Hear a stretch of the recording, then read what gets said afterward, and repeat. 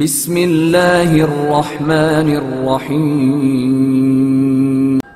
اعوذ باللہ من الشیطان الرجیم بسم اللہ الرحمن الرحیم وسئل علیہ السلام امیر المومنین علی بن ابی طالب علیہ السلام سے سوال کیا گیا عن الخیر ما ہوا، خیر کیا ہے، نیکی کیا ہے، اچھائی کیا ہے، خوبی کیا ہے۔ خیر ان تمام معنی میں استعمال، خیر کا معنی نیکی، خیر کا معنی خوبی، خیر کا معنی اچھائی، بھلائی، بہتر، جو بھی معنی یہ سارے اسی میں استعمال ہوتے ہیں۔ امیر المومنین علیہ السلام سے سوال کرنے والے نے سوال کیا کہ الخیر ما ہوا، نیکی کیا ہے، خوبی کیا چیز ہے، یعنی کس کو کہتے ہیں کہ یہ خوبی ہے، یہ نیکی ہے، یہ اچھائی ہے۔ سوال ہوا، امیر کائنات نے اس کا جواب یوں ارشاد فرمایا، غور کرنا ہے۔ لیس الخیر ان یکثر مالک وولدک، نیکی یہ نہیں کہ تمہارے مال و اولاد میں فراوانی ہو جائے، بالکل برعکس جو ہم سوچتے ہیں۔ ہماری سوچ کیا ہے کہ جس کے پاس مال بہت زیادہ ہو، اولاد کثیر ہو، ہمارے معاشرے کا فلاں بندے پر اللہ کا بڑا کرم ہے، بڑا فضل ہے، ماشاءاللہ اتنی زمینیں ہیں، اتنا بینک بیلنس ہے، اتنا پیسہ ہے۔ یہ نہیں، سارا وہ فضل خدا اور کرم خدا وہ اسی مال اور اولاد میں ہم لوگ قرار دیتے ہیں۔ ماشاءاللہ جی اللہ کا بڑا کرم ہے، 6-7 اس کے بیٹے ہیں، ماشاءاللہ جی اللہ کرم ہے، اتنی زمینیں ہیں، ان کو ہم لوگ خیر قرار دیتے ہیں۔ پیسہ اتنا ہے، انکم اتنی ہے، ہمارا معاشرہ یعنی ہم لوگ یہ ہے۔ شاید سوال کرنے والے نے بھی اس زاویے میں کہ جسے ہم خیر کہتے ہیں، جسے ہم سمجھتے ہیں کہ یہ نیکی ہے، یہ خوبی ہے، یہ اچھائی ہے، یہ بہتری ہے، امیر المومنین کی نظر میں کیا ہے؟ امیر المومنین جواب میں فرماتے ہیں لیس الخیر، نیکی یہ نہیں، خوبی یہ نہیں، بہتری یہ نہیں، اچھائی یہ نہیں، ان یکثر مالک، کہ تیرا مال کثیر ہو، بہت سارا تیرے پاس مال دنیا ہو، وولدک، اور تیری اولاد بہت ساری ہو، 5-6-7 بیٹے ہیں۔ یہ خیر نہیں ہے، یہ نیکی، یہ خوبی نہیں ہے۔ پھر کیا ہے؟ لطف لینا ہے۔ فرماتے ہیں وَلَكِنَّ الْخَيْرَ، امیر المومنین علیہ السلام کی نظر میں خیر، خوبی، اچھائی، بھلائی، بہتری کیا ہے؟ فرماتے ہیں میری نظر میں خیر ہے ان یکثر علمک، تمہارا علم کثیر ہو، وَأَن يَعْظُمَ حِلْمُكَ، اور تمہارا حلم بڑا ہو۔ کہاں فرق آ گیا ہماری سوچ اور امیر المومنین کے اس فرمان ذیشان کے میں؟ ہم کہتے ہیں کہ جس کے پاس مال زیادہ، ماشاءاللہ اللہ کا بڑا کرم ہے۔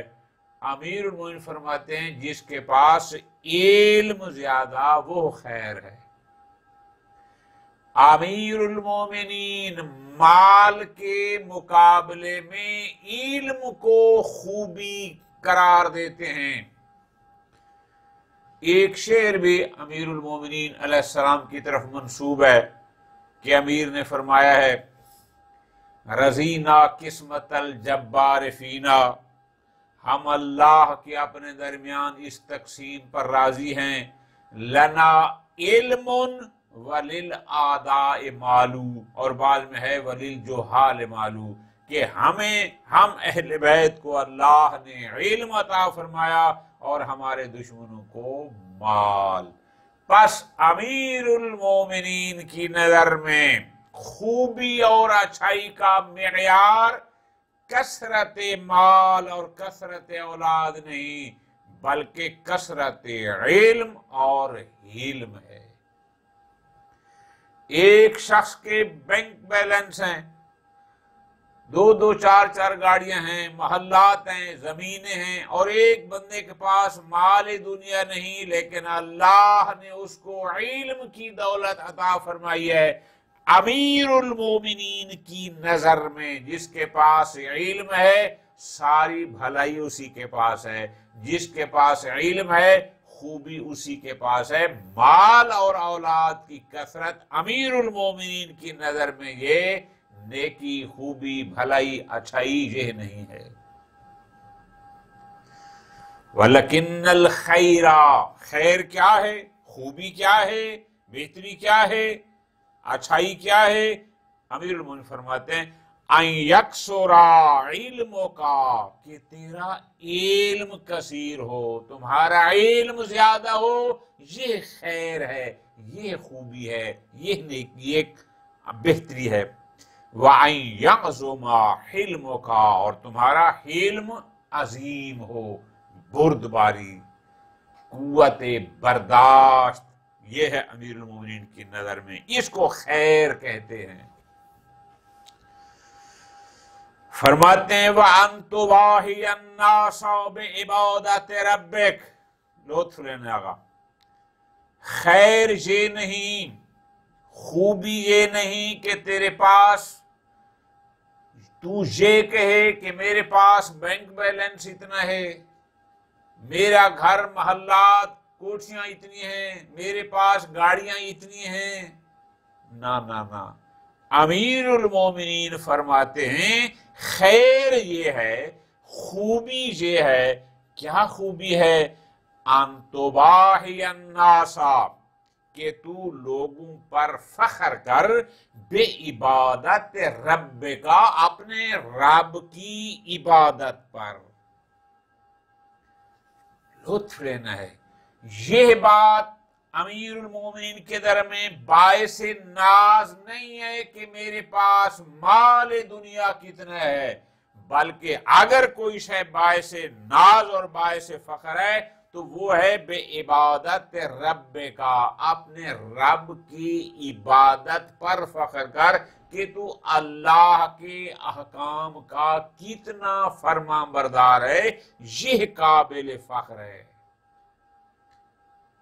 مال دنیا کی کثرت، اولاد کی کثرت، یہ قابل ناز نہیں ہے، اس بات پر ناز نہ کر۔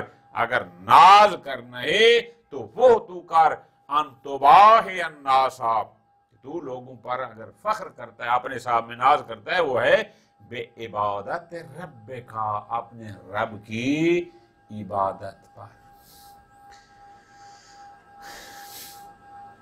اور فرمایا فَإِنْ أَحْسَنْتَ، اگر اچھا کام کرو، ان احسنسا، کوئی خوبصورت، کوئی بہترین کام، کوئی کار خیر تجھ سے ہو گیا ہے، حمدت اللہ، اللہ کا حمد کر، اس کا شکر بجا لا، کیا کہ یا اللہ تو نے مجھے توفیق عطا فرمائی کہ یہ کار خیر، یہ نیک عمل مجھ سے انجام پا گیا۔ اور کرنے کا فَإِنْ أَحْسَنْتَ، اگر تو کوئی اچھا کام کر، بہتر کام کر، جس کو ہم اردو میں کہتے ہیں کوئی کار خیر تجھ سے ہو جائے، تو پھر حمدت اللہ، اللہ کی حمد کر، اس کا شکر کر، کس بات پر؟ اس کی توفیق تھی تو تجھ سے کوئی اچھا اور نیک اور صالح عمل ہو گیا۔ فرماتے ہیں وَإِنْ أَسَأْتَ، گناہگار ہے، اگر تو اساتا کسی برائی کا ارتکاب کر بیٹھا ہے، کوئی غلط کام تو سے ہو گیا ہے، کوئی گناہ سرزد ہو گیا ہے، پریشان نہ ہو، استغفرت اللہ، اللہ سے طلب مغفرت یعنی توبہ کر۔ بات کو سمجھنا ہے، اگر کوئی نیک کام تجھ سے ہو گیا تو اس نیک کام کے ہونے پر اللہ کا شکر ادا کر کہ تیری توفیق سے مجھ سے یہ نیک کام ہو گیا۔ وَإِنْ أَسَأْتَ، کوئی گناہ کر بیٹھا ہے، کوئی لغزش ہو گئی ہے، کوئی خطا ہو گئی ہے، کوئی غلطی ہو گئی ہے، کوئی برائی کر بیٹھا ہے، پریشان نہ ہو، استغفرت اللہ، اللہ سے طلب مغفرت کر، توبہ کر، اقرار گناہ کر کہ یا اللہ مجھ سے یہ خطا سرزد ہو گئی ہے، یہ گناہ ہو گیا ہے، یہ برائی ہو گئی ہے، میں تجھ سے معافی چاہتا ہوں، توبہ کر۔ آگے فرماتے ہیں لا خیر فی الدنیا الا لرجلین، بہت قیمتی جملہ۔ فرماتے ہیں لا خیر فی الدنیا الا لرجلین، دو لوگوں کے علاوہ اس دنیا میں کسی کے لیے بھلائی نہیں ہے۔ کیا مطلب؟ یعنی یہ دنیا اگر خیر ہے، اگر بھلائی ہے تو صرف الا لرجلین، دو قسم کے بندوں کے لیے۔ دو لوگ ہیں، دو قسم کے لوگ ہیں جن کے لیے اس دنیا میں بھلائی ہے اور بس، اور بھلائی نہیں ہے باقی لوگوں کے لیے۔ کون سے دو لوگ ہیں؟ آسان، فرمایا راجلون، وہ شخص اذنبا ذنوبا، جو گناہ کرتا ہے۔ ظاہر ہے ہم سب لوگ خطا کار ہیں، ہم سے گناہ ہو جاتے ہیں، ہم معصوم نہیں ہیں۔ اذنبا ذنوبا، جس نے گناہ کیے، غلطیاں کی، پھر فَهُوَ يَتَدَارَكُهَا بِالتَّوْبَةِ، لیکن توبہ کے ذریعے اپنے ان گناہوں کا تدارک کرتا ہے، تلافی کرتا ہے۔ اقرار گناہ کر کے اللہ سے جب توبہ کرے گا بارگاہ الہی میں، یہ اس کے ان گناہوں کا تدارک ہوگا۔ پس جو شخص گناہ کرنے کے بعد صدق کے دل سے توبہ کر لیتا ہے، یہ در حقیقت اپنے اس گناہوں کا، غلطیوں کا تدارک کرتا ہے، تلافی کرتا ہے۔ اس قسم کے لوگوں کے لیے یہ دنیا بھلائی ہے۔ ایسے لوگ جو لغزش کرنے کے بعد بارگاہ الہی میں توبہ کر کے اپنی ان خطاؤں کی تلافی کر لیتے ہیں، امیر المومنین فرماتے ہیں یہ دنیا اس قسم کے لوگوں کے لیے خیر ہے۔ بس لا خیر فی الدنیا الا لرجلین، یہ دنیا دو قسم کے لوگوں کے لیے بھلائی ہے۔ پہلا شخص اذنبا ذنوبا، جو گناہ کرتا ہے، ہو جاتے ہیں، لیکن فَهُوَ يَتَدَارَكُهَا، لیکن وہ اپنے ان گناہوں کا تدارک کرتا ہے، تلافی کرتا ہے، بِالتَّوْبَةِ، توبہ کر کے۔ ایک یہ لوگ ہیں، ان کے لیے یہ دنیا بھلائی ہے، خیر ہے۔ دوسرا رَجُلٌ يُسَارِعُ فِي الْخَيْرَاتِ، یسارع پہلے بتا چکا ہوں، سرعت سے ہے جلدی کرنا، وہ شخص جو خیرات میں یعنی نیک کاموں میں جلدی کرتا ہے۔ بھائی دو ہی لوگ ہیں، بندہ یا گناہگار ہے یا نیک ہے۔ امیر المومنین فرماتے ہیں یہ دنیا بھلائی ہے ان دو بندوں کے لیے، ایک وہ جو خیرات میں، جو نیک کاموں میں جلدی کرتا ہے، کارہائے خیر انجام دینے میں جلدی کرتا ہے، اس کے لیے بھی یہ دنیا بھلائی ہے۔ اور دوسرا وہ بندہ جو گناہ تو کر لیتا ہے لیکن توبہ کے ذریعے ان کی تلافی کرتا ہے، اس کے لیے بھی بھلائی ہے۔ اب جو بندہ گناہ کر بیٹھے لیکن توبہ کے ذریعے تلافی نہ کرے، اس دنیا میں اس کے لیے کوئی بھلائی نہیں ہے، اس دنیا میں اس کے لیے کوئی خیر نہیں ہے۔ جو کارہائے خیر کے انجام دینے کی طرف قدم نہیں بڑھاتا، نیک کام نہیں کرتا، دنیا میں رہ کر خیرات یعنی کارہائے خیر نہیں کرتا، اس دنیا میں اس کے لیے بھی کوئی بھلائی نہیں، کوئی خیر نہیں۔ بھلائی ان دو لوگوں کے لیے ہے۔ بس امیر المومنین نے واضح فرما دیا کہ یہ دنیا دو قسم کے لوگوں کے لیے بھلائی ہے، اس کے علاوہ باقی کے لیے نہیں۔ ایک وہ جو گناہوں پر توبہ کر لے، اور دوسرا وہ جو کارہائے خیر انجام دینے میں یسارع جلدی کرے۔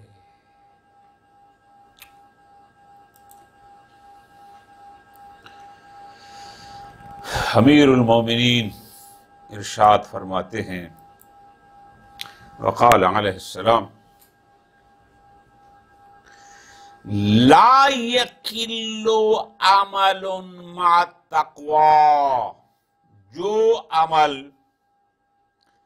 تقوی کے ساتھ انجام دیا جائے وہ تھوڑا نہیں سمجھا جا سکتا۔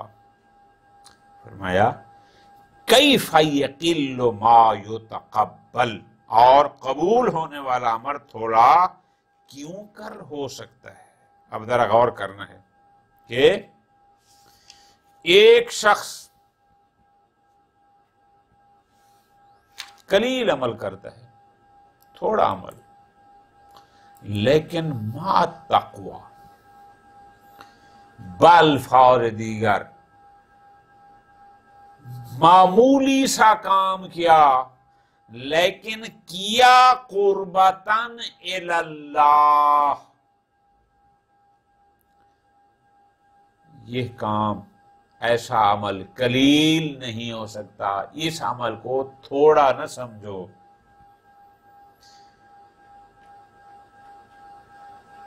نص قرآنی ہے، انما یتقبل اللہ من المتقین۔ چھوٹا سا کام ہے، آپ جا رہے ہیں سڑک پر، کوئی اینٹ پڑی ہے، کوئی کانٹے پڑے ہیں، آپ نے تھوڑے سے اٹھا کے سائڈ پر رکھ دیے، قربتاً الی اللہ، امیر المومنین کی نظر میں اس عمل کو قلیل نہ سمجھو۔ آپ نے اپنی حیثیت کے مطابق تھوڑی سی کسی محتاج کی کسی بھی حوالے سے کوئی مدد کر دی، امیر المومنین فرماتے ہیں اگر ما تقوی ہے، اگر یہ قربتاً اللہ ہے، اس کو قلیل نہ سمجھو۔ بڑی بڑی کام کریں ظاہراً، لیکن اس میں تقوی نہ ہو، ریاکاری ہو، دکھاوا ہو، وہ بڑا عمل بھی قلیل ہوگا، قلیل بھی نہیں بلکہ وہ کالعدم ہوگا۔ اور اگر چھوٹا سا عمل ہے لیکن ہے ما تقوی، ہے فقط اور فقط خدا کے لیے، فرماتے ہیں اس کو قلیل نہ سمجھو۔ اور پھر آگے وجہ بتائی کیف یقل ما یتقبل، آپ نے ایک عمل کیا ما تقوی، اور قرآن میں اللہ کا وعدہ ہے کہ متقین کے عمل کو قبول کرتا ہے۔ جو عمل بارگاہ الہی میں قبول ہو جائے وہ قلیل کیسے ہو سکتا ہے؟ بارگاہ الہی میں عمل کا قبول ہو جانا کیا ہے؟ ظاہر ہے اللہ نے اس کا بدلہ دینا ہے تو بدلہ پھر جنت ہوگی، تو جس کے بدلے میں جنت مل جائے وہ قلیل کیسے ہو گیا؟ لہذا اس میں بھی ایک درس ہے، ضروری نہیں کہ آپ بڑے بڑے پروجیکٹ، بہت بڑے سکول، بہت بڑے ہاسپٹل، پتہ نہیں کیا کیا بنا دیں۔ فرماتے ہیں نا، تھوڑا سا عمل بھی کر لیں، معمولی سا، جو ظاہراً معمولی چھوٹا سا کام ہو، لیکن اگر مع تقوی ہے، وہ بارگاہ الہی میں، وہ اس کی بارگاہ میں قلیل نہیں ہے، وہ سمجھو کثیر ہے، بہت بڑا ہے۔ اس لیے کہ جو عمل اس کو قبول ہو گیا، اس کو قبول ہو گیا، وہ قلیل کیسے ہو سکتا ہے؟ ہو ہی نہیں سکتا۔ وقال علیہ السلام، امیر المومنین ارشاد فرماتے ہیں، ان اول الناس بالانبیاء اعلمهم بما جاؤوا بهم، انبیاء علیہم السلام سے زیادہ خصوصیت ان لوگوں کو حاصل ہوتی ہے جو ان کی لائی ہوئی چیزوں کا زیادہ علم رکھتے ہیں۔ ثم تلا، اس کے بعد یہ آیت مجیدہ تلاوت فرمائی کہ ان اول الناس بابراہیم للذین اتبعوہ وہذا النبی والذین آمنوا، ابراہیم سے زیادہ خصوصیت ان لوگوں کو تھی جو ان کے فرما بردار تھے، اور اب اس نبی اور ایمان لانے والوں کو خصوصیت ہے۔ کسی بھی نبی کے ساتھ کون شخص زیادہ اولا ہے، یہ اس کا زیادہ قریب ہے، اس کو اس کے ساتھ زیادہ خصوصیت حاصل ہے۔ امیر المومنین کی نظر میں اعلمهم بما جاؤ، وہ نبی جو اللہ کی طرف سے پیغام لے کر آیا ہے، جو اس پیغام کا جتنا زیادہ علم رکھتا ہوگا نبی کے ساتھ اولا وہ ہوگا۔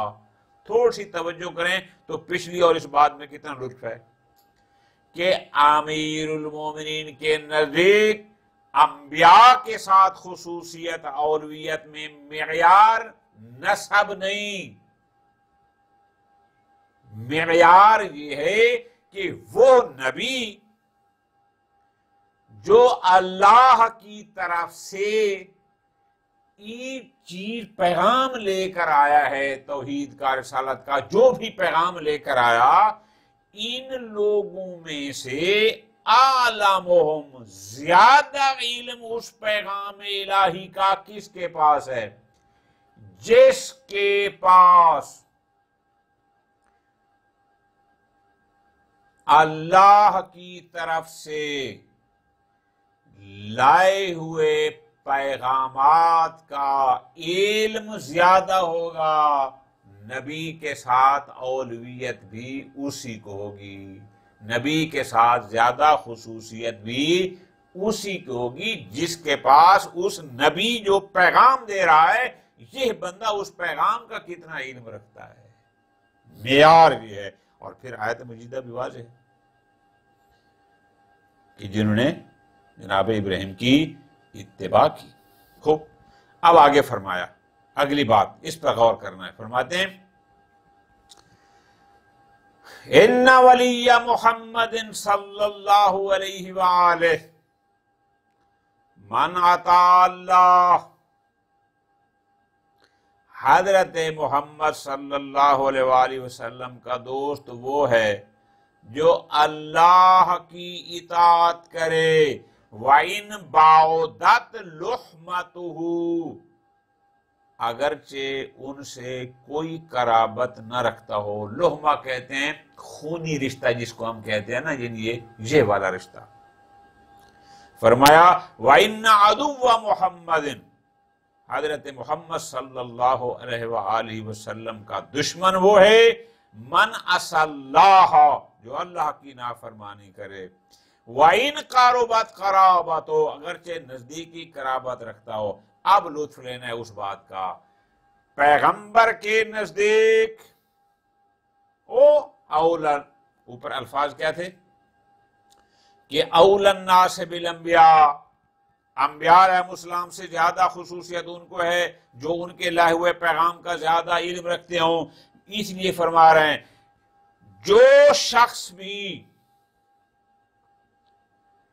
پیغمبر اکرم صلی اللہ علیہ وآلہ وسلم سے ولایت کا مدعی ہے، جو کہتا ہے میں پیغمبر کا دوست ہوں، میں ان کا چاہنے والا ہوں، مجھے ان سے عشق ہے، محبت ہے، وغیرہ وغیرہ، امیر المومنین فرماتے ہیں معیار یہ نہیں کہ اس کا پیغمبر سے رشتہ کیا ہے، نسبی یا سببی، رشتہ داری معیار نہیں ہے، معیار یہ ہے پیغمبر آئے تھے توحید کا پیغام لے کر، پیغمبر اکرم صلی اللہ علیہ وسلم تشریف لائے تھے لوگوں کو اللہ کی اطاعت کی دعوت دینے کے لیے۔ امیر کائنات فرما رہے ہیں جو بندہ اللہ کا مطیع ہوگا، جو بندہ اللہ کا اطاعت گزار ہوگا، وہ بات ہوئی ہے نا کہ پیغمبر کیا پیغام لائے تھے کہ لوگ اللہ کی اطاعت کریں، اس کے امر و نہی کی اطاعت کریں۔ فرماتے ہیں پیغمبر کا دوست تو وہ ہے جو اللہ کی اطاعت کرتا ہو۔ رشتہ داری معیار نہیں ہے، زبانی دعویٰ کرنا پیغمبر کے ساتھ دوستی، محبت، عشق، فرما برداری کوئی معیار نہیں ہے۔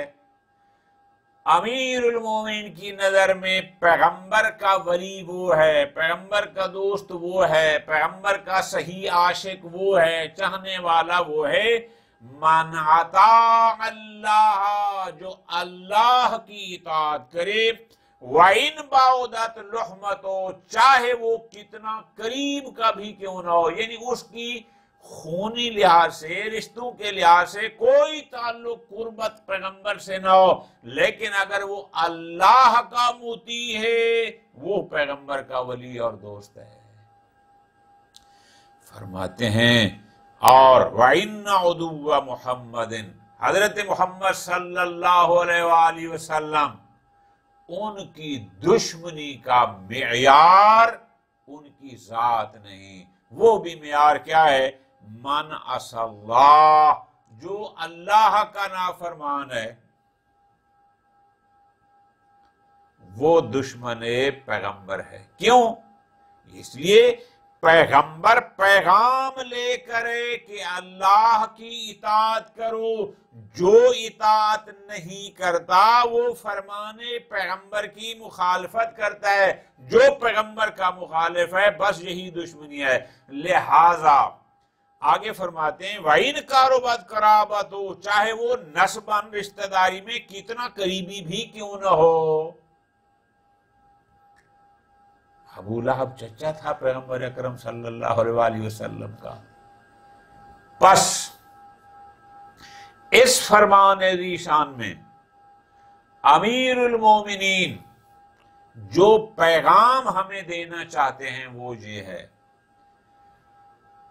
پیغمبر کی دشمنی اور پیغمبر اکرم کی دوستی، اس میں معیار رشتہ داری نہیں، اس میں معیار دعویٰ داری نہیں، معیار بتا دیا جو اللہ کی اطاعت کرے گا وہ پیغمبر کا دوست ہے، چاہے یہ دعویٰ کرے یا نہ کرے، وہ پیغمبر کا دوست ہے چاہے کتنا دور کا بھی کیوں نہ ہو۔ سلیمان فارسی کی مثال آپ کے سامنے ہے۔ اور جو اللہ کا نافرمان ہے، جو احکام الہی کی پرواہ نہیں کرتا، جو اللہ کا حکم نہیں مانتا، وہ پیغمبر اکرم صلی اللہ علیہ وآلہ وسلم کا دشمن ہے۔ وَإِن قَرُبَتْ قَرَابَتُ، چاہے جتنا نزدیکی بھی کیوں نہ ہو۔ مثالیں آپ کے سامنے ہیں۔ خداوند متعال ہمیں فرامین اہل بیت کو سمجھنے اور ان پر عمل کرنے کی توفیق عطا فرمائے۔ وصلی اللہ علی محمد وآل محمد۔